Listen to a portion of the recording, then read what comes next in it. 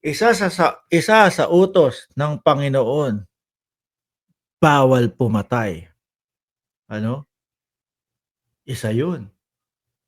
Ilan ang namatay daw ho, di umano, doon sa panahon ni dating Pangulong Duterte, 20,000 to 30,000, 'no? At yung mga pumapatay, nagkaroon ng lakas ng loob para gawin 'yon dahil nga nakaganon si dating Pangulong Duterte, "Ako ang bahala sa inyo." Hmm, 'di ba? Oh, tapos with matching reward system pa, na sana nung pulis ihahatid do'n sa presinto yung suspect, ay hindi, "Bye, 500,000 lang tayo diyan, bye, kapagka pinasok natin 'yan sa presinto. Dalawa tayo tag 250 lang.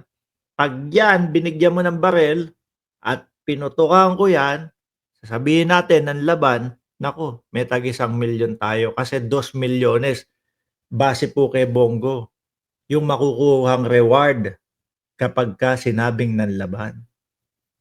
Hmm, bawal magnakaw, 'di ba? Sa Ten Commandments din 'yon, oh. Bawal makiabid, bawal makiapid, oh. Ay hindi, si dating Pangulong Duterte humahalik-halik lang naman 'yun do'n sa mga ano, OFW, no? Pero sa'kin, paano kaya yung nararamdaman nung asawa nung babae na yung hinalikan niya, no? Kasi ako ho, kahit na kunyari sumusuporta ako kay dating Pangulong Duterte ta's yung misis ko nakita ko hinalikan sa entablado, gano'n. Diyos ko, "Wag kang umuwi dito." 'Wag kang umuwi dito, lumayas ka na, 'no? Kahit parehas pa tayo sumusuporta diyan kay dating Pangulong Duterte, sobrang mali na 'yun. 'Di ba, Jimmy? Lalo na Ah, sa pinakamahalagang utos ukol sa public service, ah. ang huwag magnanakaw. Uy, Inday Sara, paliwanag mo na kasi, 'no? Para hindi na namin iniisip na yung pera ay nanakaw. Hindi, mga kababayan, oo, 'di ba?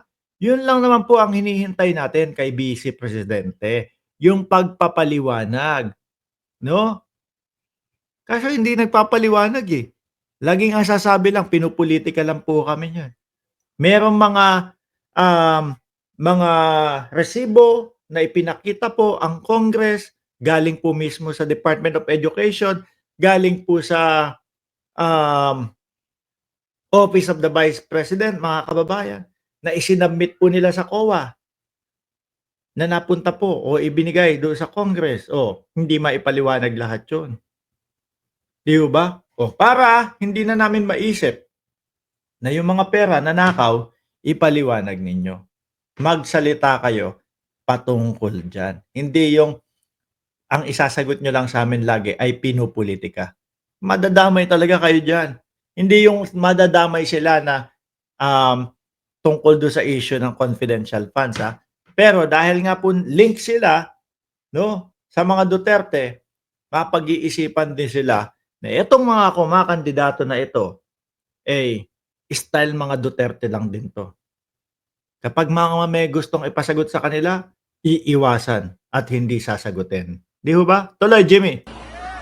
Dahil sa lahat po ng kandidato, Duterte lamang ang Oh, nangangako na hindi namin kayo nanakawan.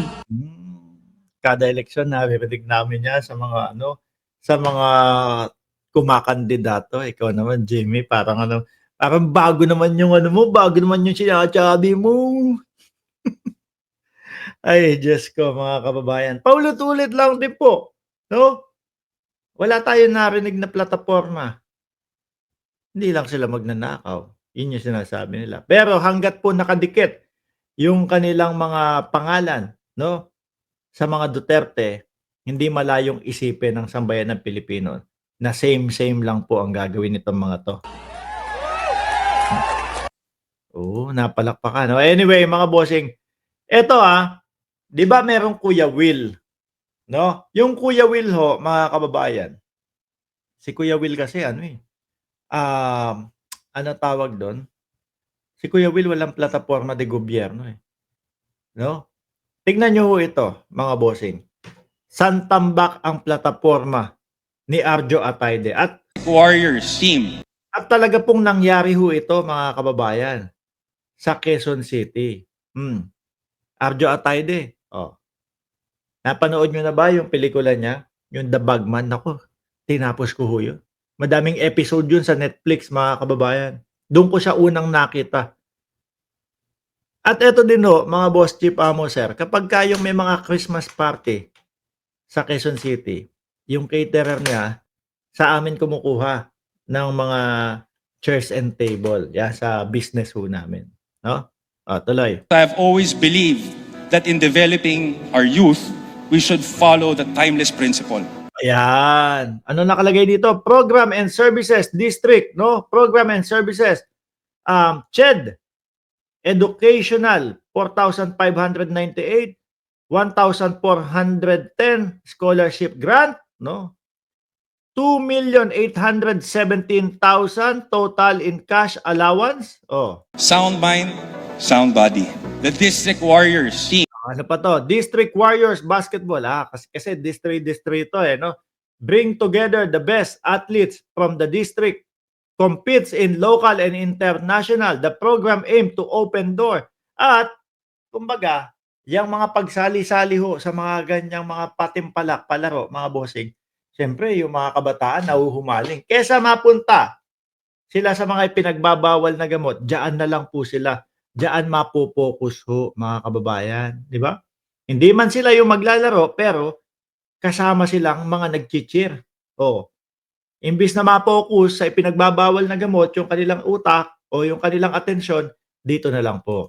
Brings together the best athletes from the district, undergoing intensive training to compete in local and international. Di ba? Talagang focus siya sa sports, mga kababayan. Si Arjo Atayde. National tournaments we top. Para sa mga pamilyang Pilipino, 100 Para sa pamilyang Pilipino, District Program and Services, Social Assistance and Welfare, 132,567 na families, no? Hindi ko mabasa. Yun sa tungkol sa bigas. Sa ilalim naman, 65,300 yung kusina on wheels ang natulungan. 64,000. Ano yun nandun sa ilalim? Hindi ko mabasa Lakihan ko lang para mabasa ko. Families recipients of pamaskong handog. 132,500 program, 65,300. Nasaan pa dito? Yan. Essential service, passport on wheel, passport application made convenient. Pinadali. Kumbaga umiikot, rumoronda, no? Hindi mo na kailangan pumila pa ng pagkahaba-haba ho, mga kababayan. Yaan ang isang Arjo Atayde. Daig na daig si Kuya Will. Di ba? Ganyan ho dapat, mga kababayan, yung itinatala ho natin sa ating balota o mga taga Quezon City. Ganyan ho dapat. No? Hindi yung sulat ko nga si Kuya Will kasi maawain to Sulat ko nga itong ganito kasi hindi ho. Kung ano yung trabaho nila, kung ano yung ina-applyan nila, no? Kung ano yung tinatakbo nila, yun dapat ang gawin nilang trabaho, mga kababayan. Kayong mga nasa distrito ni Arjo Atayde, hindi kayo ipapahiya nito. Ano po? Hindi kayo ipapahiya. Dahil yan yung sinasabi natin, mga kababayan, na hindi po lahat ng artista hindi pwede sa gobyerno. Dahil ito, simula pa lang po, inilalatag niya yung kanyang mga nagawa at yung mga gagawin pa sa mga susunod na panahon, mga kababayan. Di ba? Ganyan ho ang isang tumatakbo. Hindi yung hindi mo alam kung ano at kung bakit ka tumatakbo. Okay ho? So hanggang dito na lang, mga boss chief amo sir. Magpapaalam na ako. Maraming salamat and God bless po sa atin lahat.